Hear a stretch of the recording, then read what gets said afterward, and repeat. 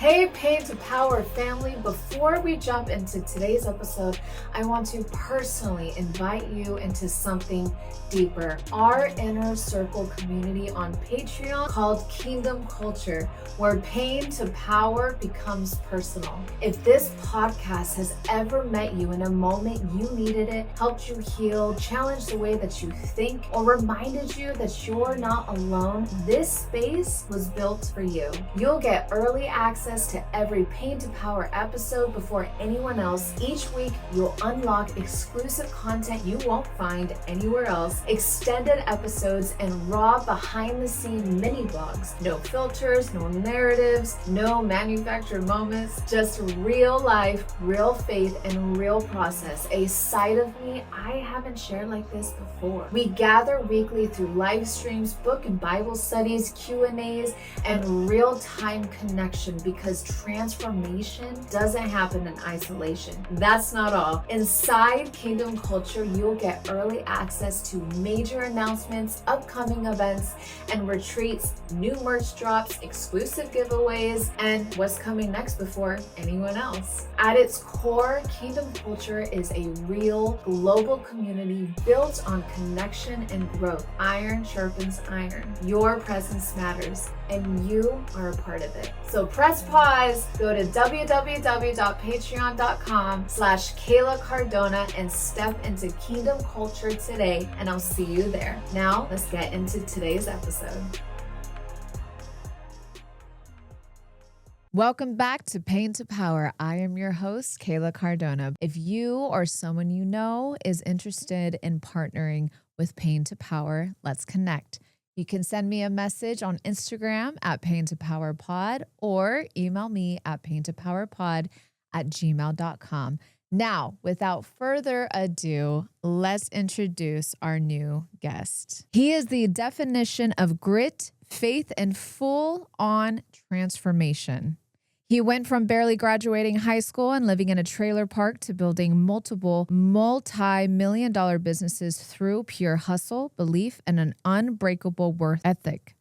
With no connections or handouts, he and his wife, Brooke, fought their way out together, rising from broke and overwhelmed to creating millions and leading a $100 million sales organization. He's traveled the world creating content before it was even a trend, pushed through seasons most people would have quit in, and today stands as a high-energy real estate force in South Florida. Married 23 years with 2 grown kids, he's also a recent follower of Christ whose transformation now fuels the way he leads, loves, and shows up in every area of his life. From investor to luxury real estate professional in Palm Beach, and now host of The Game of Real Estate, he blends faith, business, and strategy with the same fire that took him from a trailer park to a life he once couldn't imagine. Please welcome the unstoppable force that is Jason Rash. I feel like I need to be like having like fans like high-fiving as I'm walking in the ring here. Thank you We need so like much sparklers for and all I the need things. something. I need like sparklers blowing, smoke machines. I like know. wow. Well, Amazing. thank you. That was quite an intro. Wow. I mean I couldn't leave anything out. I was like, do I need to tighten this? Probably, but it's just, you're just a powerhouse, man. I hope I Forced live to up be to reckoned it. with. I definitely plan to bring value in this Yeah. podcast. Yeah. So thank you so much for Amazing. having me today. Yes, thank you for coming all the way from South Florida, man. That's yeah. amazing. I do love Florida. It's good. The water, the weather, the people, beautiful people, by the way. I mean, whenever they are beautiful, especially Orlando south. Like Yeah. south of Orlando is beautiful. Anything north of Orlando, you're still in Alabama. You're still in the south. I can say that because I am from the south, born and raised. Yeah. That's amazing. So I would love to start a little bit with your story. And I know you're from Alabama and you lived in trailer parks and all the things. Yeah. And so I just love, as you know, Pain to Power is a a show about everyone's stories, how they overcome adversity. And so I would really love to start there. Where you were born in Alabama, correct? Yeah. Okay. Born the year of 1977 of our Lord. Yeah. Wow. Absolutely. Amen. I came into the world. That set the mold. No, it was great. Great childhood. Came up through Alabama, but I will tell you this. There's a couple of different things. What I love about your podcast, it talks about people overcoming adversities. And as you know, back in the 80s and the 90s, I'm 48 now, we didn't really have the power of the internet. And before we start this entire podcast, I want to set the tone that we are living in the greatest time of human history. Yeah. Like by far. Like it's amazing to me that people sit around and they don't get or have what it is that they want. I mean, you could pull out a device out of your pocket. You could say whatever you want to, whenever you want to, whoever you want, as many times as you want. And then at the end of the day, the cost is zero. I mean, we truly live in the greatest time ever. We really do. Yeah. And how much more wonderful is it knowing that the Lord knew that we were going to be born in this era, in this time, for such a time as this. I mean, you could have been born in the medieval ages, like sword fighting your way or jousting, right? Yes. Would that have fit you well? Do you think like a suit of armor and a No, absolutely not. I think I was born right in the right era. I know, right? It's great. So so I came from Alabama. Yeah. Barely made it out of high school. I had I tapped into, I guess, what you would call my star power. Back then, I didn't really know it. I knew I had something special. I've known I was going to be successful ever since I was like 4 years old. I just knew it. Like I felt it. I remember riding down the road. My mom would pick me up from kinder, I think it was called kinder care or something like that. It was like an after school little program or whatever. We have kinder cares here. Yeah. Okay. All right. So you know what it is. I didn't know it was across the country. It's a worldwide thing here. So I remember riding down the road. One of my earliest memories, saying my first, middle, and last name over and over and over again. And my mom would say to me, she was like, "You like the sound of that, don't you?" I was like, I like the sound of it. It's got a good sound to it, right? And I just knew it, and I embodied that. And throughout my teenage years and adult years, my father left whenever I was 13 years old. I had a great childhood up until the moment he left. Crushed me as a young man, lost my identity, got bullied a lot along the way, got my face kicked in. You know how it is. It's just some skinny kid growing up in a town called Wetumpka, Alabama. Try saying Wetumpka. Can you say that? Wetumpka. Exactly. It's close enough. It's close enough. Close enough. But there's only two things that ever came out of there. It's me and Channing Tatum's grandfather. The best things that could have come out of Alabama. Exactly. Okay. I lost my identity as a young man, and I was like, oh my God, what am I doing? Who am I? Where am I going? And that star power kind of dwindled along the way. And I'm sure some other people listening in the audience right now thought that they were special or had these big dreams as a young boy or a young girl out there. And then somehow society came along, or their mentor, I would say a father or a mother is a mentor, on the way, and they just kind of disappear from the scene. My father, when he left, he just, it was one of those where your parents get divorced. You know how it was, like in the 90s, early 90s, your parents get divorced. And then it was like you get to see your dad once every other weekend, or your other parent whenever the weekend. Dang, you say that like that's normal. Oh, well, it turned into like once a month, and then it was like once every other month, and then once every other month. And I'm an only child, and I got angry with the world, and we were talking earlier before we got to this podcast. I had a record deal and all this other stuff. I picked up the guitar just out of anger. I was just super angry at the world. I blamed God. I blamed for a lot of other people for the things that were going on, and I lost my way. Got into drugs in my teenage years. Very misguided, but I believe that I would say in that deep darkness, there was still that seed of a spark of something that good could happen. I got addicted to drugs. I'd say I was smoking weed like at 16 years old.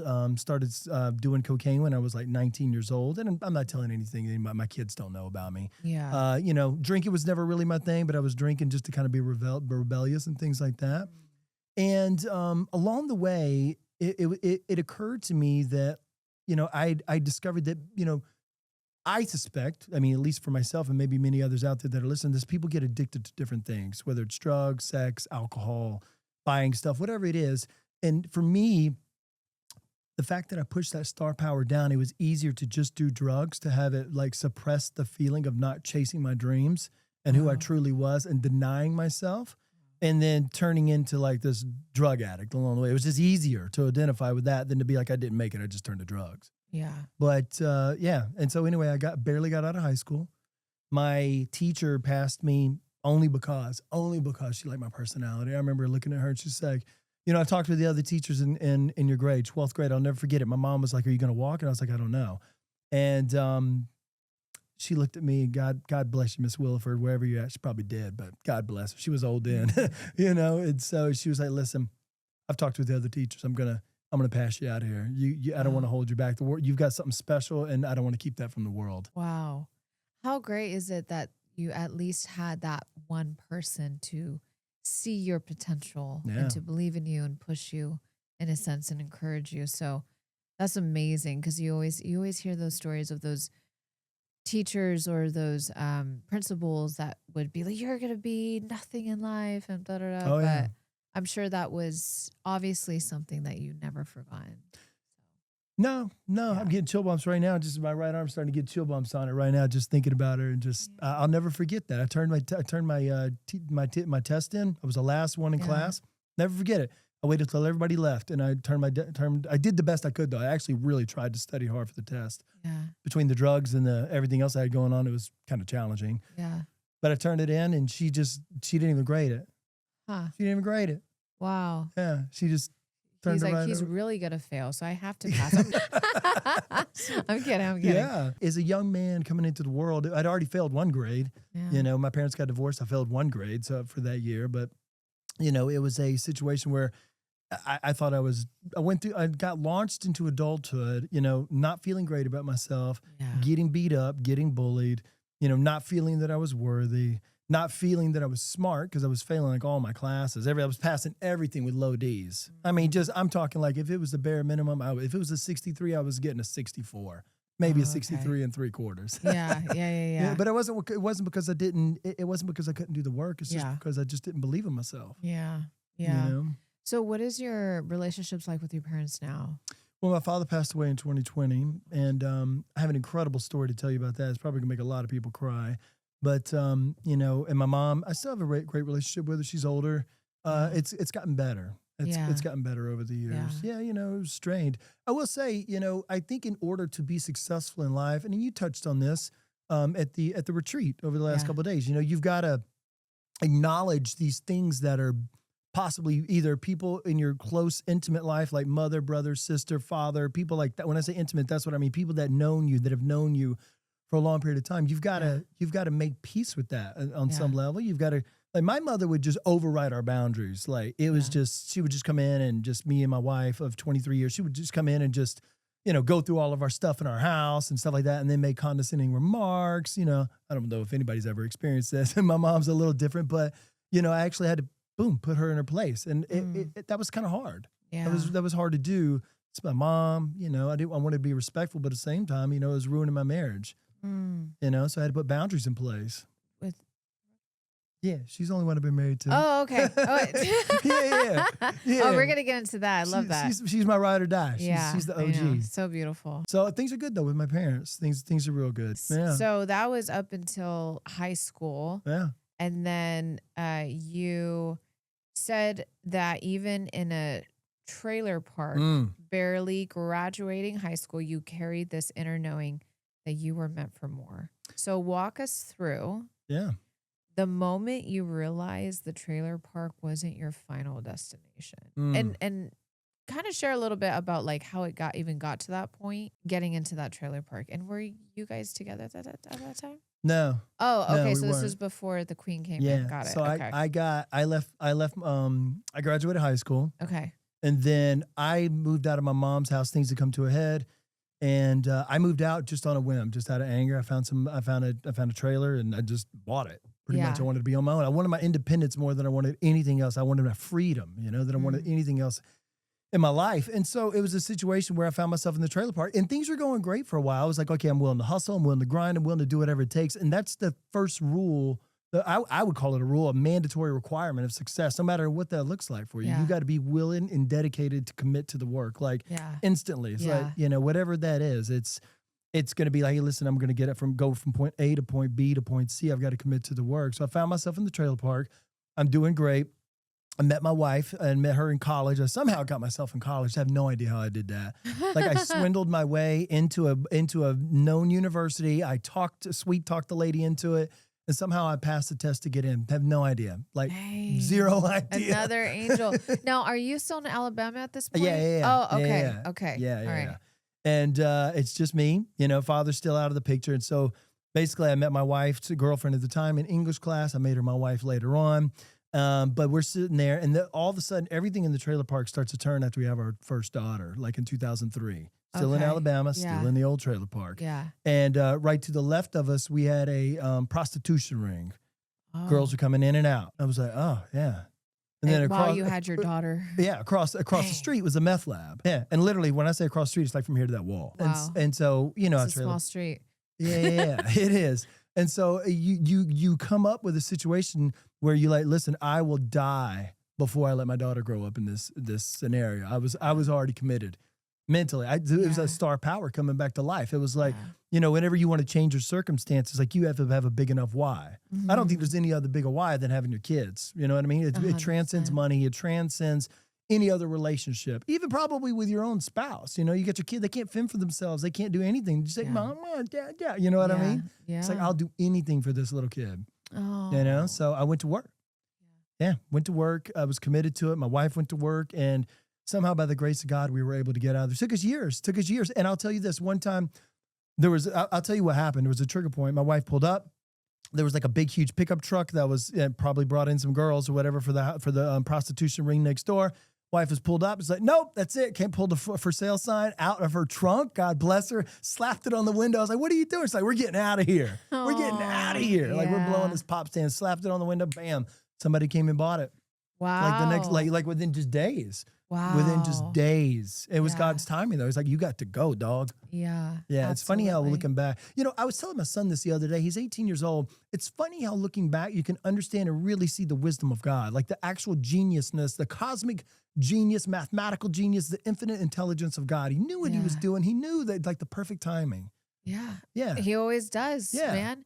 And it's so cool to look back and just see how, sorry, my hair was looking a little thin there. No, your hair looks great. Your hair looks great. It looks better than mine. Thanks.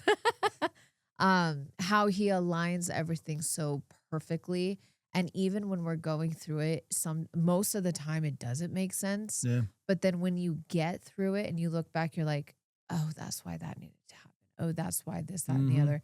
So that's amazing. It's so incredible. So you have your daughter, you just mentioned your son. Mm-hmm. So how far apart are they? They're 4 years apart. 4 years apart. Okay, cool. Yeah. So you got out of the trailer. Yeah. Praise the Lord. Praise God. And then what happened after that? So we wound up getting a house in Montgomery, Alabama, still staying the same. I mean, income level didn't change, but we got out of the trailer park. The issue with this is that we were dreaming so small. Oh. Like, this is what happened. Like, I had one goal, and that one goal was to get out of the trailer park. That was it. And then once I got that goal, I was like, I got a house, right? Yeah. And I was like, okay, now what? Yeah. Right? And I felt myself take the foot off the gas of that monster drive that I've got. Oh, wow. Have you ever done that before? Yeah, multiple times. Yeah. Yeah, absolutely. You get a little too comfortable sometimes. I don't know if that was your case. 100%. I think the biggest situation that happened to me that I realized, and I've had to constantly been reminded of this my whole entire life, because I've got a thick skull. God's probably still going to have to remind me as I keep going through this life, is that I have to constantly reboot the passion and the purpose. I have to reboot the purpose. Once I achieve a goal, bam, do the next one. Bam, get up and do the next. Before you even take the next breath, what's next? What's next? What's next? Yeah. And I think that's what holds so many people back. I think that's what, speaking of your podcast, Pain to Power, I think that's what keeps so many people stuck in the pain side instead of not moving to the power side. It's like, okay, well, remove this pain. And some people, if you remove it from them, they'll go right back to it. Some people want their struggle, and they're just not ready to give it up. You know what I'm talking about. Well, I would also, some people are addicted to chaos, drama, and I know some people very close to me in my life that is the case, and it's really sad to watch, because you're on the other side. Like, I want the best for you. You can do this, and it's a mindset, and it really, really is. But I think there's some things that causes that, but the majority really is your mindset. Your perspective is everything, Really. And it's like that victim mindset to keep staying in the same place. I mean, dang. So yeah, I know exactly what you're talking about. You know, speaking of mindset, I just had this thought.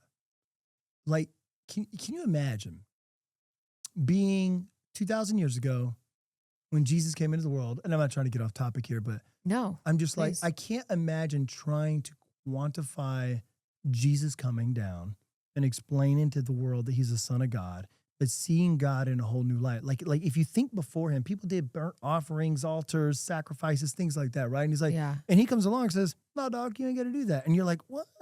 This is like what I've been taught for thousands of years. This is how we've always done it. And for me, I'm just like, I feel like the New Testament's just a mindset shift, but it's by far the hardest mindset shift. You know, like it's just why they killed him, because they couldn't understand the mindset of and wrapping their head around the fact that he was the Son of God, but they didn't have to do all this other stuff like wash your hands, wash your feet, all the stuff that all the ritualistic practices that they had done, law. And how basically the mindset erased all of that, all of the old mindset that they clung to. I'm just having this thought while you said mindset. I was like, wow, because this is like I haven't heard that perspective. That is really good. It just hit me. Wow. Yeah. No, that's so true, because it was law before, now it's relationship, and they were just so stuck in their old ways. Mm-hmm. They even just a perfect man just killed him. Just exactly. That's so true. That's so good. Thank you for that. But you're absolutely right. I mean, when people get stuck in their old ways of knowing everything that they've ever known their whole life. That's why the word talks about renewing of the mind. Mm-hmm. And that's a daily thing. 100%. Transforming. He gives you a heart of stone and turns it into flesh. Soft, right? I love the comment you made during the retreat about the bar of gold. Yeah. How it starts off hard and then the heat turns it, and then it makes it malleable. It makes it soft where it can be molded. Impurities can come out. Easy to I love mold. that. Yeah. Yes. So good. Yeah. So good. What disciplines or early habits did you build that helped you hold on to the vision, knowing that you wanted more? Well, hold on, because you just talked about how you got out of the trailer park and then you didn't know what was next. But there was a point from that moment till now that helped you get out of that. So what was that in the middle that happened? First of all, I dedicate that to my beautiful wife. Like, she's a boss. I think it's unbelievably hard to go anywhere in life without a supportive partner. Yeah. It's very hard to do it on your own. Like, it's incredibly hard. You have to have somebody fighting for you in your corner. I don't. No, it's okay. It's fine. Everything's fine. Oh my God. But that's great. I'm so happy for you. Oh no, my I'm God. not bitter. Everything's fine. No, you're like, you don't even know what to say right now. No, I don't. It's okay. You don't have to say anything. I'll just cry myself to sleep tonight. That's fine. But anyways, that's beautiful. I love that for you guys. Well, I mean, I had to give it up for her. She's great. Yeah. She really helped me. I mean, but I think everybody's got to have somebody in their corner rooting for them, no matter what. You know, you got Tony in your corner. Yeah. Clearly, No, you know? I have family. I have friends. I have a wonderful son. You met him. Yeah. So Jordan's great. Yeah, praise God. I would say it started with that. It started with her saying, you know, we can do this, we can do this, we can do this. You know, whenever I felt like I was faced with it, I knew it was there. Like, I knew it was there. It's like, you know, something is there, and then like society somehow, and it just beats it out of you. And then you come back to it like a month later and you revisit it. Maybe I should try this, maybe I shouldn't. And then you got close loved ones telling you, hey, listen, be careful. Please stay safe. You know, don't do X, Y, Z. But this one here, my wife, she was like, listen, let's go for it. We're going to make it happen no matter what. She still tells me that today, to be honest with you. Yeah. Of the relationship that we're in, she's the bigger dreamer. I'm probably the logistical and more analytical person. And she's like, hey, listen, we're going to do this, and you better figure out how to make this happen. Like, she's like, I'm already moving in this direction. So yeah, I would say that's the first part of it. Second part of it was we just worked together towards one common goal. But I knew we had it. I knew we had it. Like, I knew when I went down to sleep, I was super frustrated with my current life. Like, I'd wake up angry and frustrated. I'm like, I'm a happy guy. It's like you said in one of your podcasts, you know, and everybody knows this. If you're not growing, you're dying, right? Yeah. If I'm not moving in the direction of my potential, I get angry. Not like angry, but I get frustrated. Like I can feel it like on my skin. Yeah. You know what I mean? It's like it's right under the skin. And I get frustrated about life. I feel frustrated about my efforts whenever I'm working towards something. Either I know it's not the right direction or it's possibly not getting me to where I want to go. You know, but I knew that's what happened in the first bit. So if somebody's stuck, if you're out there listening to this podcast right now and you're stuck where you're at and you're frustrated about it, that's a good thing. That's a good thing. I think you have the self-awareness to like check in with yourself and say, hey, listen, I'm not happy from where I'm at to where I want to be. I feel like that's the first thing. The second thing is you got to be disciplined. You got to give something up probably. Yeah. Like I had to give up a lot of time. Back then I traded my time for money. I was making, I want to say like $8 an hour, something like that. And that's like, that's like at 25, 26 years old. Think about like this. I just want you to think about this for a moment. That's right. You ready to have your mind blown? Are you ready to have your mind blown? Sure. At 32 years old, I was making $15 an hour. Okay. At 41, made my first million. Okay. Okay. By 46, I had made 5 million. Okay. What do you think changed from there? No college degree, no connections. Mindset, 1,000%. But what else do you think? Well, discipline and your relationship with the Lord. Well, that comes in later. That comes in after the 5 million. Oh, okay. That's a huge, there's a big story behind that. Wow. Okay. Yeah, that's why I got rebaptized, brought me back to the Lord. Yeah. He was like, you got to come back to me, dog, or this ain't going to be good. Yeah. And when God's like, hey, listen, it ain't going to be good. I'm like, oh man, it probably ain't going to be good. Yeah. You know? Yeah. But anyway, that's what got us out of the trailer. Okay. Discipline, hard work, and willing to sacrifice whatever it took to get there. Yeah. And no toys, no new cars, no upgrades, nothing like that. It's focusing on the one singular goal together. But then we get to the house and it's like, okay, so the next thing is the house. Like, okay, I'm at a house. How do I get out of this job that I'm in? So I started working. I became a personal trainer. My wife, she was like, hey, listen, you're coming home from the gym every day. You need to get your certification. I was like, what? She's like, you need to get paid for this. I'm thinking, I just want to help people. Yeah. And so I was like, all right, fine. I'll get my certification. $497 to get this thing, right? Okay. So I'm going to tell you the magic. This is the magic. Oh my God, it's the magic of God and a great partner. Check this out. In 2008, George Bush sent out a $500 stimulus check to everybody who paid taxes in America. Do you remember this? Everybody got one. Over the age of 21. Nope. I was living in a shelter at that time, so nope. Okay. I had no idea what was happening in the real world. That's okay. It's okay. But yeah, go ahead. Yeah. So basically, he issued a $500 check. The people that I had surrounded myself with were all losers, and they took the $400 or they took their $500, went out to the bar, they bought DVDs, they went out and they drank it. Oh. My wife said, "Hey, listen, you're going to take $497 of that money, and you're going to go get a personal trainer certification." That's exactly what I did. Go. Exactly. That's a good partner. You can clap. It's all right. Yes. No. That's the people you want in your life. Like no, seriously. I mean, that's so important because people just be settling for anyone out of loneliness, you know? Hearing you speak about your wife and how she was able to be your backbone at times that you needed her, that's what it means to be equally yoked, you guys. Okay, to lift each other up, okay, and to grow together. If one is falling, the other one needs to lift each other up, and vice versa. And so that's what I see with the short amount of time that I've really gotten to know you guys. Do you want to know how to met this woman? Do you think I was on drugs, by the way? Do you know how I met this woman? That's awesomeness. Well, you were high when you met her? Yeah. Do you want to tell? You want me to tell you exactly what I did? I was. Should we bring her on the couch? That's for another podcast. That's for another episode. But check this out. So.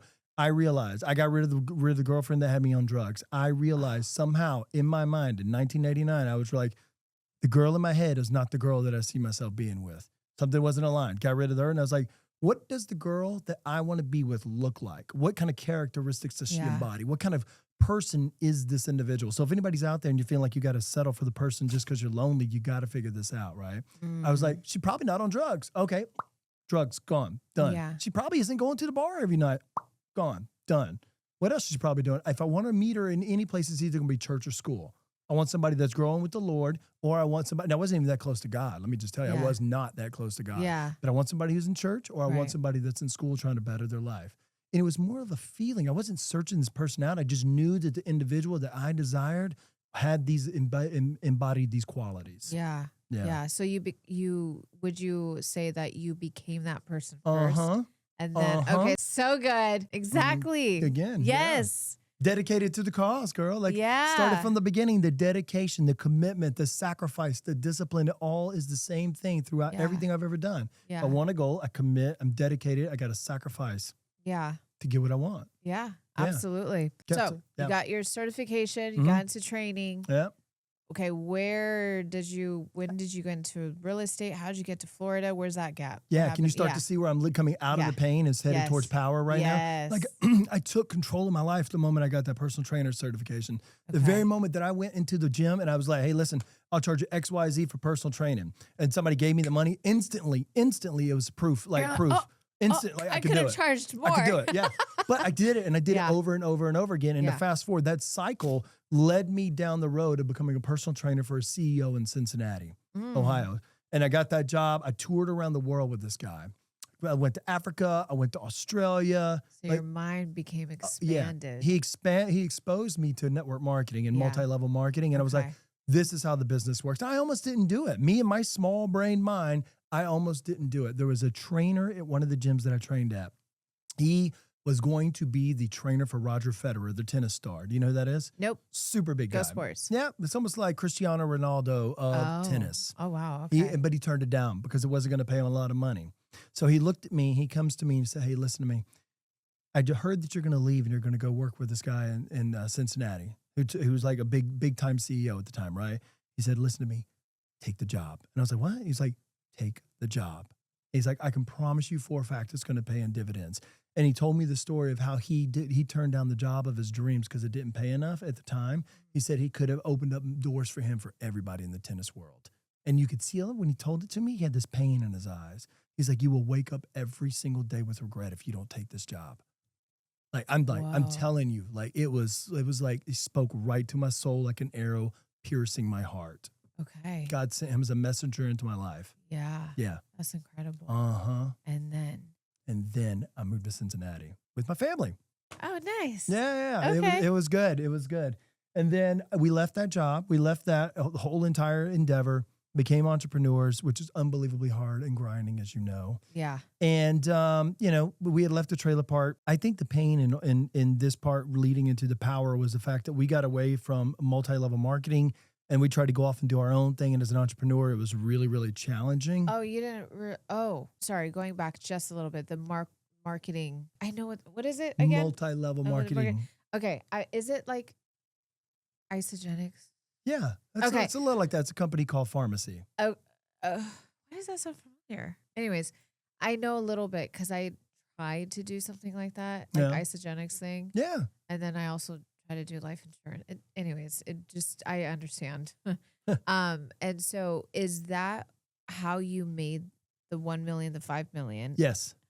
Oh, yes. Okay. Yes. Yeah. Cause I hear people do really well. So I'll tell you how it happened. Grind. So while I was working for the CEO of this company in Cincinnati, my wife and I were also building this thing called the Raw Food Challenge. We were selling raw food meal plans. We went raw. We ate raw food for 2 years. Like literal raw? Legit, no like cooked meat? Food. Not like red meat or chicken, but like sushi. Oh, that's easy. Yeah. Oh. Yeah. Anyways. Yeah, I'm not going to eat raw meat. I mean, what do you think? I'm a savage? I don't know. Have you guys never heard of that guy that is like on social media and he literally eats raw meat in front of everybody? No. Okay. No. That's what I imagined. That's why I was like, oh, for 2 years. No. You guys are still alive. Anyways. Okay. Sorry. Moving on. Squirrel. Yeah. It's okay. No worries. So yeah, where was I at? You guys started the raw meat. The Raw Food Challenge. Yes. Yes. So we started the Raw Food Challenge. We got into that because our son was diagnosed with autism. Okay. And so we used that to pretty much heal him.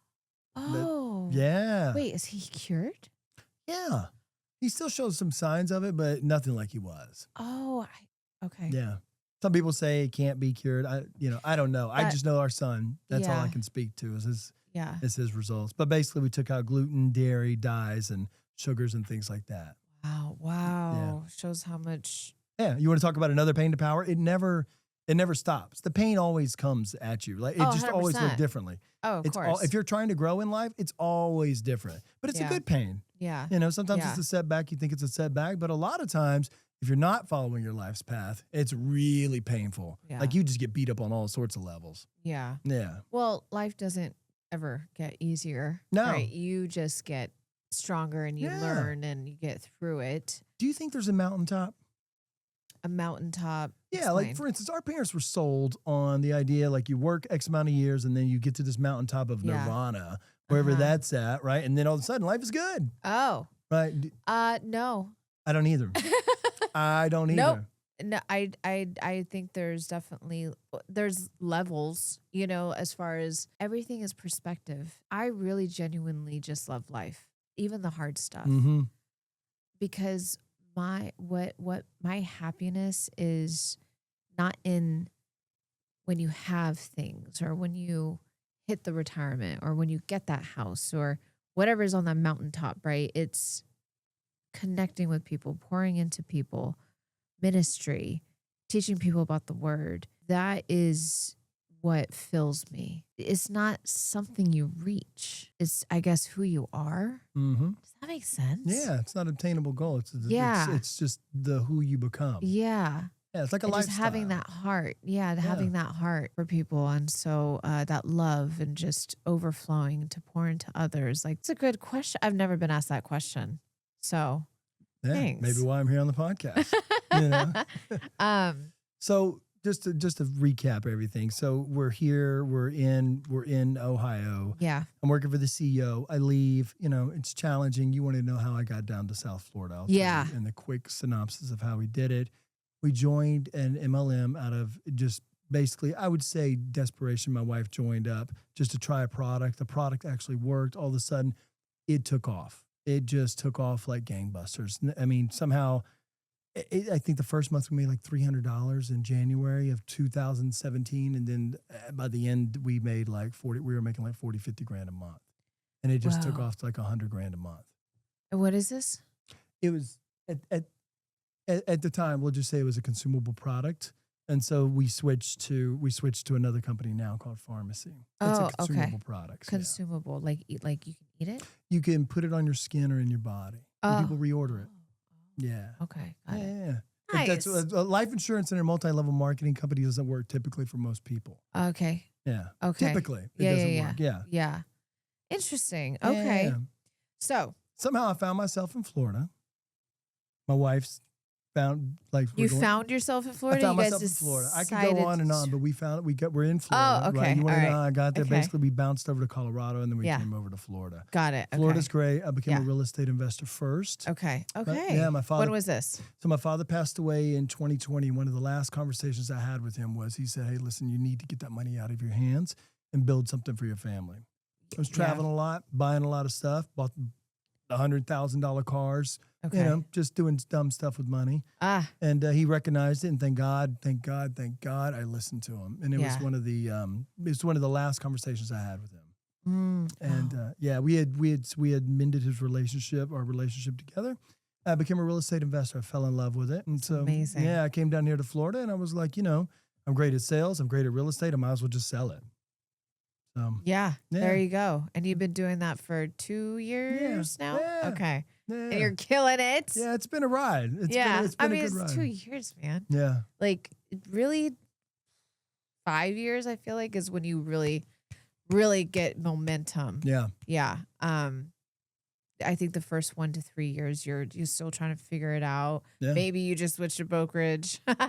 I feel like if usually people do that in the first 3 years, but anyways. You know what I did? I actually did it really, really hard. I didn't really know anybody when I started. I knew like 16 people, didn't even know streets. I paid for Zillow leads once. I was telling the story at your retreat. Yeah. I paid for Zillow leads. Yeah. And you know how Zillow works, right? Like all of a sudden your phone rings and if you don't answer in 30 seconds, they pass the lead to somebody else. I remember that. I'm looking down. It's raining outside. The little train tracks coming down. I'm trying to go over the train tracks. I was like, okay, Pocahontas, okay, crap. All right.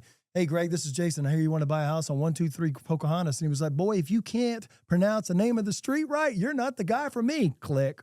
Oh, dang. That's what I said. That was $1,000. Just evaporated.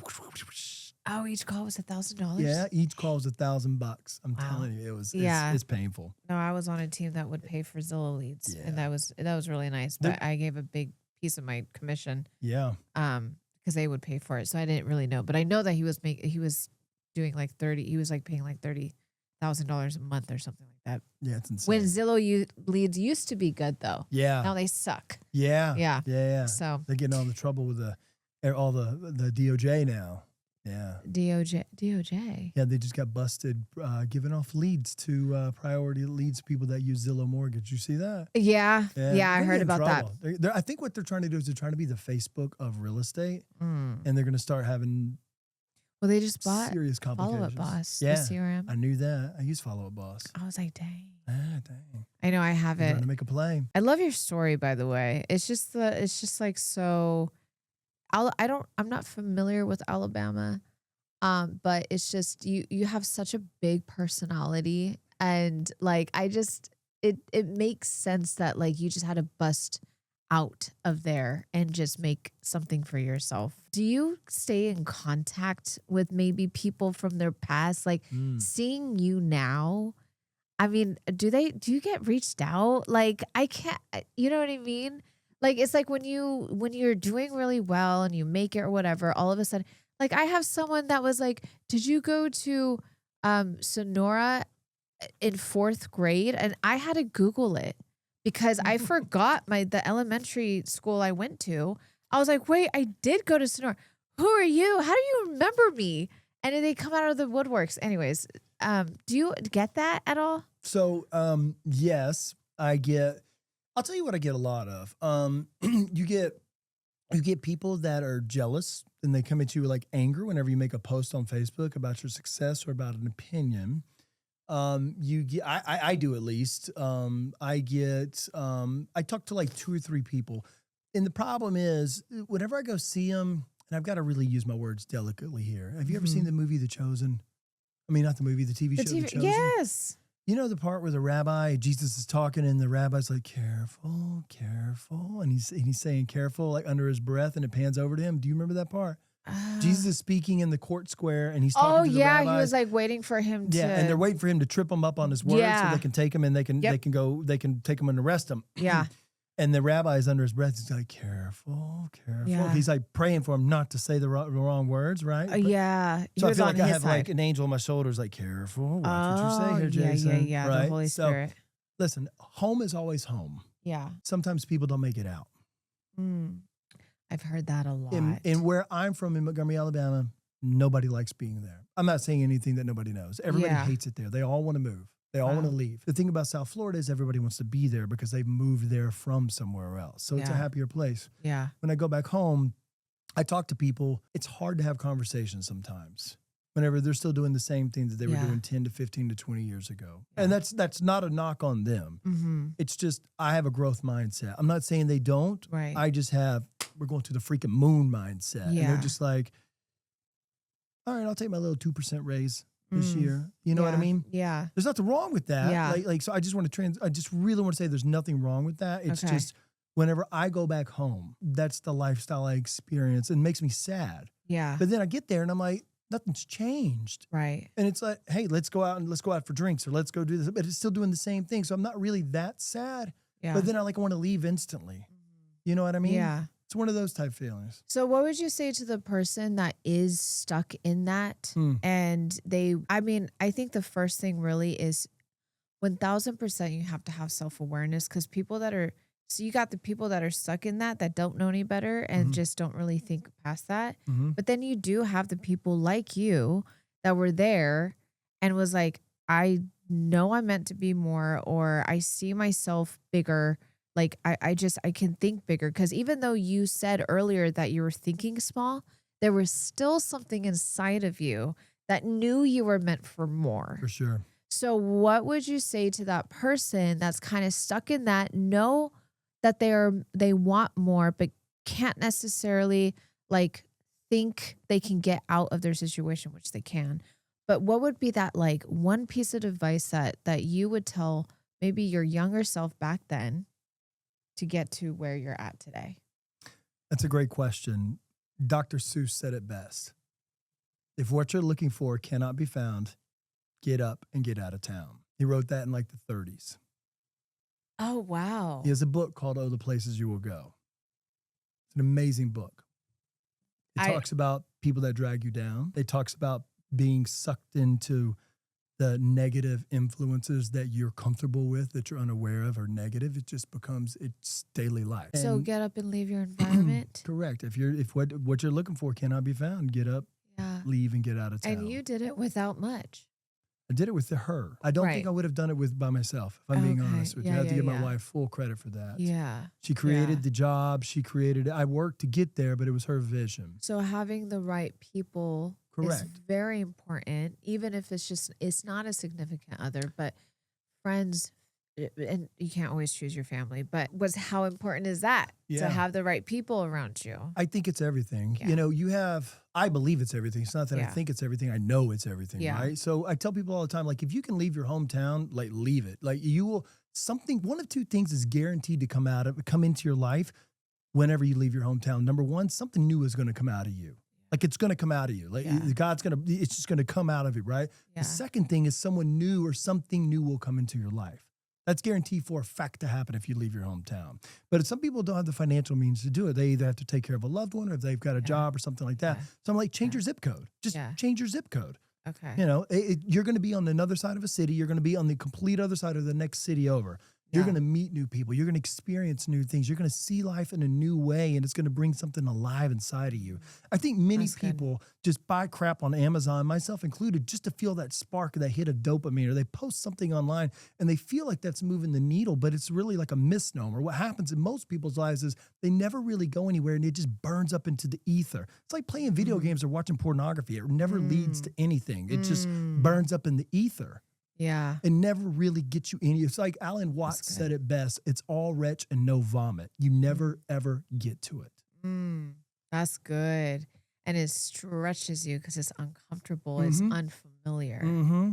And that in itself will change your entire mindset. Like, it's a psychological thing. That's beautiful. Yeah. I feel like we could keep going. I mean, we could. There's so much to tell you unpack. the story. Like, we'll have to all go out for dinner sometime. Yeah. I'd love to tell you the story. It's an incredible story. Like, oh my God, we got to come back for another episode of the podcast. Yeah. No. Well, you did mention that you're willing to fly out here again. I'll Maybe come we back can do out that again. I would love to. So what part of the story are you talking about? The one with your dad, or which one are you? All of it. I mean, it goes on and on. Yeah, I'm and sure on. I've been truly blessed. Can I end with something real quick? Yes, please. I want to share. So, I know if you're listening to this podcast right now, you're listening to this specific, God may have put you onto this, or this may be the first line. Oh my God, Kayla's coming back. I got to hear the first episode, whatever it is. I don't believe there are any coincidences in life. However, I just recently got rebaptized, and I see now more than ever that the Lord is working in my life, either through me, and as you were saying on the in the retreat yesterday, it's just a vessel. And I'm starting to see that in my own life, like, whereas I'm a vessel, and I hope that my words impact people. And I just want people to understand that, number one, you're not a tree. Like, you can actually move. You can change your circumstances. You can change your physical condition. You could change, literally, I'll just prove it to you right now. If you want to change your physical condition, jump down on the ground and do 20 push-ups. You can instantly change your physical condition. It all starts in the mind. It's having the awareness of the, hey, this is what I have to change. Number two, immediately committing to the work before you can talk yourself out of it.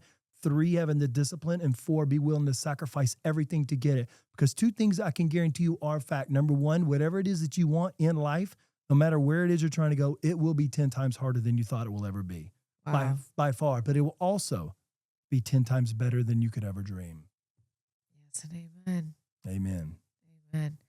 That's like becoming a new follower in Christ. It's hard, but it's worth it. 1,000%. We'll have to talk about that. My journey with that is it's a wild road. Yeah. Just me and Christ. I really wanted to go. There were so many parts to your story that I wanted to go down, but I liked how this flowed. And I think I haven't had this yet on my podcast, actually. Someone coming from a smaller town, breaking out of that, leaving, doing what so well today. So that was really, really good the way that it went. So a couple more questions. Sure. In your definition, what does pain to power mean to you? I think it means, not what I think it means. See, I'm trying to work on that. I'm trying to work on my vocabulary, my conscious language, my word recall. I think pain to power means it's you or someplace in your life where you didn't want to be. And there was enough pain there where you were willing to go through whatever it took. 5-foot concrete wall, I'm going to go right through it. Whatever it takes, I will claw my way through broken glass to get whatever it is. And then you have it. But it's the person that you become obtaining that power, the transformation from the caterpillar into the butterfly is what it's really about. It's not obtaining the power, it's who you become. With great power comes great responsibility. I was waiting for you to say that. So good. Thank you so much, Jason. Where can everybody find you and connect? Yeah, fantastic. So I'm on Instagram, Jason Rash, R-A-S-H. I'm on Facebook. I'm on YouTube. I'm on TikTok. My daughter runs my TikTok, so don't judge. I'm just being honest. She runs it. I'm on all the platforms out there, Jason Rash. Feel free to Google me and you'll find me. All right. Well, thank you so much, Jason. Such a pleasure to have you on. Thank you for having me. You're great. You're great at this. Thanks. You're great at this. Thank you. And the fact that you walked into it was kind of like off the cuff. You did great. You did great. Like you did great. So yeah. I appreciate that. I love the studio. I love the setup. I'm over here sweating a little bit just because I got a little nervous. Wait, before you go, if this episode resonated with you, subscribe to the channel, follow the podcast so you don't miss future episodes, and share this with someone who needs it right now. If you feel called to go deeper, join our Kingdom Culture community on Patreon. It's a place for real connection, growth, and faith where this message turns into lived out community. This isn't just extra content, it's family. So join us at www.patreon.com/Kayla Cardona and be part of what we're building together. And if something stood out to you, like this episode, drop a comment down below. Your words might be exactly what someone else needs to hear. Subscribe, follow, share, like, comment, and join Kingdom Culture today, and I'll see you there.